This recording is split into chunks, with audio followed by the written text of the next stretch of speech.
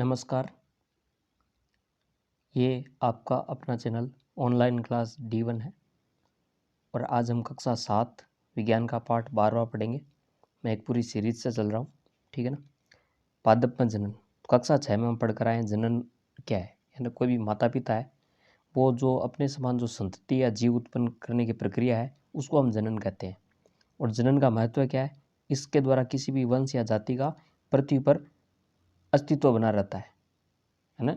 एक समय के बाद जीव जन्मते हैं, फिर मर जाते हैं, चाहे पौधे हो जंतु, तो अपने समान नए जीव उत्पन्न करके जाते हैं ताकि उनका अस्तित्व बना रहे। आज के हजारों साल बाद भी आज जो जाति है पौधे की, जंतु की, आज 1000 साल बाद भी वो बनी रहे, इसलिए जनन आवश्यक है। अब पौधों में देखेंगे कि जनन की कितनी विधियां हैं। तो यहाँ पर बताया गया है, कक्षा 6 में हमने पढ़ा था पुष्पीय भागों के नाम बारे में पढ़ा था। पादप के विभिन्न भागों के नाम तो आपको पता ही होगा, जड़, तना, पत्ती होते हैं, फूल होता है, ठीक है ना। तो एक होती है जड़ यानी मूल, तना, पत्तियां, सब क्या कायिक अंग कहलाते हैं। वृद्धि की निश्चित अवधि के बाद अधिकांश पौधों में है ना, जब पौधा बढ़ जाता है तब उसके क्या लगते हैं, फूल या पुष्प लगते हैं। बसंत की ऋतु में आम के वृक्षों में पुष्पित होते देख सकते हैं। फिर जब फूल से क्या फल बनते हैं तो गर्मियों में हम आम का आनंद लेते हैं। तो ये सब लिखा हुआ है यहाँ पर।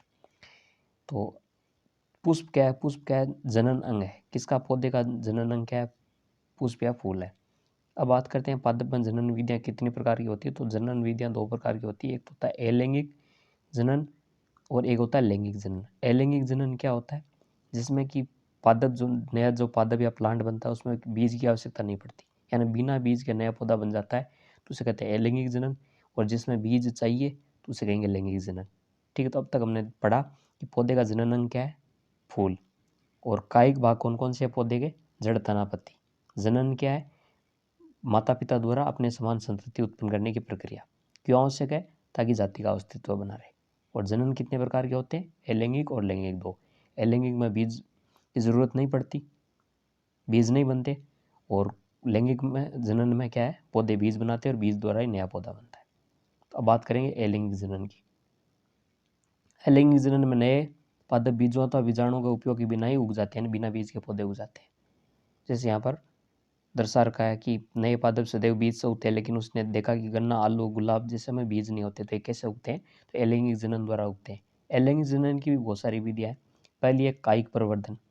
एक लैंगिक जनन का क्या है, प्रकार है, जिसमें पादप क्या करता है, पादप के जो लैंगिक भाग है, नहीं कायिक भाग है, कायिक प्रवर्धन है, कायिक भाग, जड़, तना, पत्ती अथवा कली जैसे किसी कायिक अंग द्वारा नया पादप बन जाता है। चूंकि जनन पादप के कायिक भागों से होता है, इसमें फूल या पुष्प भाग नहीं लेते, बीज भाग नहीं लेते। इसमें क्या है कि फूल भाग नहीं लेते, तो ये क्या कहलाता है, कायिक प्रवर्धन कहलाता है। कायिक भाग लेते हैं, जड़, तना, पत्ती। जैसे कि कलम रोपण कायिक प्रवर्धन का एक उदाहरण है, गुलाब और चंपा। इनके पास क्या है कि इनकी शाखा के एक पर्वतसंधि को काटिए, पर्वतसंधि तने या शाखा का वह भाग है। यानी एक एक गुलाब का फूल है, पौधा है, उसको पर्वतसंधि के पास से काटेंगे। पर्वतसंधि क्या होती है, बीच बीच में से, आप गन्ने पर भी देख सकते हैं, बीच बीच में से लाइनें होती है, ठीक है ना। एक भाग होता है, फिर एक जॉइंट सा आता है, उस जॉइंट को कहते हैं पर्वतसंधि, जहाँ से पत्ती निकलती है, तो उसे कहते हैं। और इस शाखा के इस टुकड़े को हम क्या कहते हैं, कर्तन या कलम भी कहते हैं, इस पर्वतसंधि भाग को। इसको यहाँ से उखाड़ के जब जमीन में दबा देंगे और दिनों दिन पानी देते जाएंगे, तो क्या इससे जड़ें निकल जाएगी, ठीक है ना, कलम रोपण से, और नया पौधा बन जाएगा। पुदीना, पुदीने की और धनिया आदि है, उनके भी आप डंठल रोप देना जमीन में, तो थोड़े दिन बाद पत्तियां निकल जाती है बिना किसी बीज के, ठीक है। बीज से भी होता है, बिना बीज के भी होता है उनमें। तो गुलाब और चंपा आदि फूलों में क्या है कि ये रहा पर्वतसंधि, इसके पास से तोड़कर आपको जमीन में रोप देना है और नई पत्तियां निकलने लगेगी और पौधा नया बन जाएगा। इसी तरह कायिक कलिकाएं होती है। कायिक कलिकाएं ना, पुष्प कलिकाओं को पुष्पों से खेलते हुए देखा होगा। पुष्प कलिकाओं के अतिरिक्त पत्तियों अक्ष के यानी फूल निकलते हैं, फूल के अलावा भी कुछ कलिकाएं निकलती है, उसे कायिक कलिकाएं कहती है। उनसे भी नया पौधा बन जाता है। अब बात करते हैं आगे, कायिक कलिका क्या, नया पौधा जन्म दे सकती है। एक ताज़ा आलू लेंगे और आलू पर क्या आवर्धक लेंस की सहायता से बड़े छत चिन्हों को देंगे। आलू है, आलू का चित्र दर्शा रखा है, देखो यहाँ पर। आलू क्या होता है, एक तना होता है, तो इस पर हरी हरी है, यह है आलू की आँख। इनको काट कर जमीन में बो देना यहाँ से, ठीक है, चाकू से, तो इससे भी नया आलू एक पौधा बन जाएगा। और जड़ों के अंदर आलू लगेंगे। आलू क्या है, तना, जमीन में आलू लगेगा और ऊपर पौधा लग जाएगा। पौधा मुरझा के टूट जाएगा, कुछ भी हो जाएगा, लेकिन जब नीचे के आलू बनने लगेंगे, तो आलू, अगर आलू की आँख को जमीन में रोप दे तो वो क्या है कि उससे आलू का पौधा बन जाता है। तो ये आलू के कलिका दिखाई दे रही है, इन्हें छत चिन्ह को आँख भी कहते हैं। आलू के छोटे टुकड़े काटिए, प्रत्येक में आँख अवश्य, और इन्हें मिट्टी में दबा देंगे तो नया बन जाएगा। इसी प्रकार अदरक और हल्दी भी उगा सकते हैं। अदरक का छोटा भाग लेकर भी हम उसको उगा सकते हैं, काट करके। ये जो आँख होती है हल्दी की या हल्दी का टुकड़ा, उनसे भी जड़ें निकल जाती है। ऊपर पौधा होता है, जड़ों में क्या है, हल्दी या अदरक लग जाती है। इसी तरह क्या होता है, ब्रायोफिलम यानी पत्थर चटाई एक पत्ती होती है, ठीक है। उसके किनारों पर क्या है, कलिकाएँ होती है छोटी छोटी।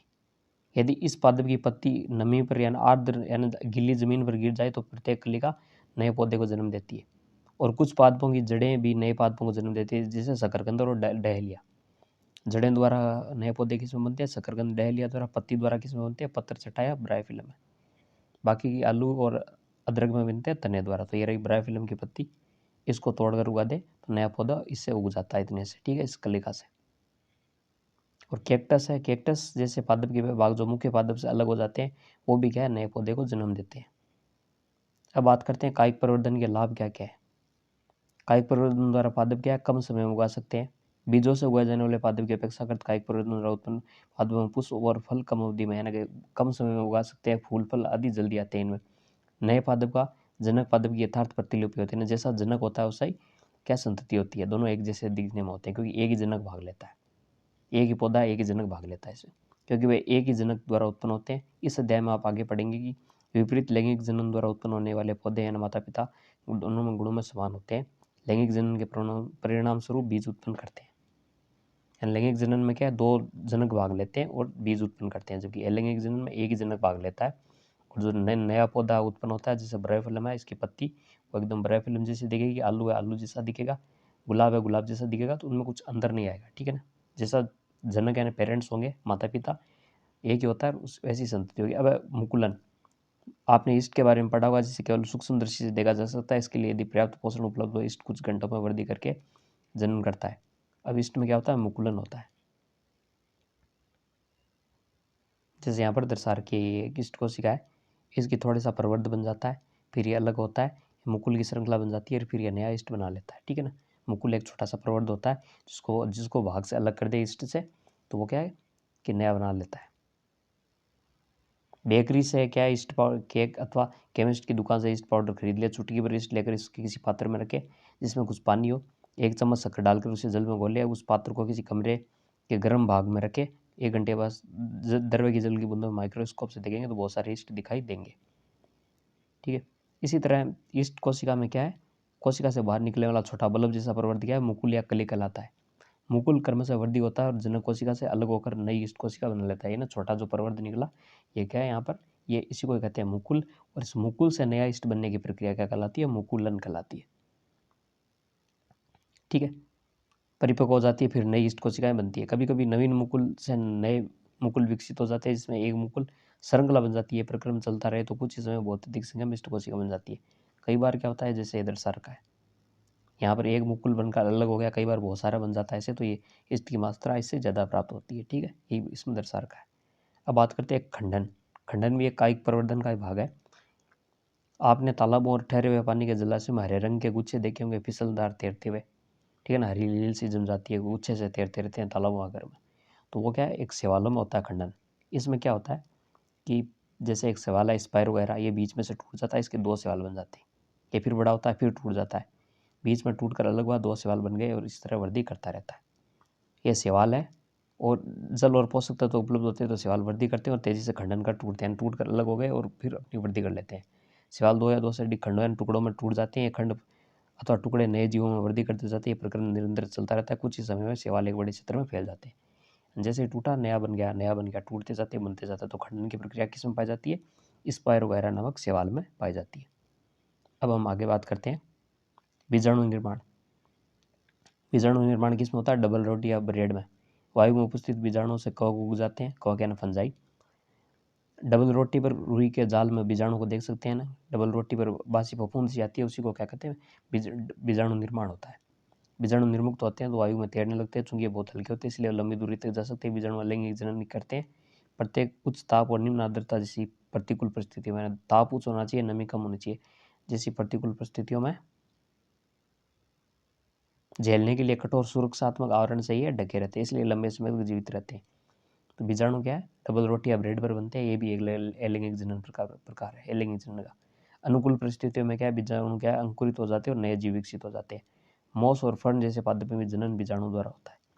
इसी तरह बीजाणु बनते हैं इनके अंदर बीजाणु धानियों में, और वो कठोर आवरण से ढके होते हैं, क्योंकि जहाँ ताप ज़्यादा हो और नमी कम हो, फिर दूर उड़कर जाते हैं और फिर नए पादप बना लेते हैं। ठीक है ना, तो ये बीजाणु द्वारा डबल रोटी ब्रेड पर होता है, इसी तरह फर्न में होता है बीजाणु द्वारा। अब है लैंगिक जनन। पुष्प की संरचना में आप पहले पढ़ चुके हैं। आप जानते हैं कि पुष्प पादप के जनन अंग होते हैं। पुंकेसर नर जनन अंग और स्त्री केसर क्या होता है, मादा जनन अंग। हमने छठी क्लास में पढ़ा था, आप जाकर वहाँ पर दोबारा पढ़ सकते हैं। पूरा पाठ तो मैं पढ़ा नहीं सकता, छठी का साथियों में, ठीक है ना। तो सरसों, गुड़हल, पिटोनिया कोई फूल लीजिए, इसके जनन अंगों को अलग कीजिए, पुंकेसर और स्त्री केसर के विभिन्न भागों का अध्ययन कीजिए। एक ऐसा पुष्प जिसमें या तो केवल पुंकेसर हो या स्त्री केसर हो, फूल होता है। फूल में सबसे बाह्य दल होता है जो हरे रंग का होता है, वापस बता रहा हूँ, छठी क्लास में दिया हुआ था। फिर दल या पंखुड़ियाँ होती है जो रंगीन चटकीले रंगों की होती है, गुलाबी हो सकती है, लाल हो सकती है, लेकिन बाह्य दल हमेशा हरे होते हैं। फिर अंदर पुंकेसर और स्त्री केसर स्थित होते हैं। तो ऐसे फूल जिसमें या तो केवल पुंकेसर हो या स्त्री केसर, उन्हें कहते हैं एक लिंगी पुष्प, यानी एक लिंगी फूल। और जिन पुष्पों में पुंकेसर और स्त्री केसर एक ही फूल के अंदर लगे हो, उन्हें कहते हैं द्विलिंगी फूल या पुष्प। मक्का, पपीता, ककड़ी, खीरे के पौधे एक लिंगी होते हैं।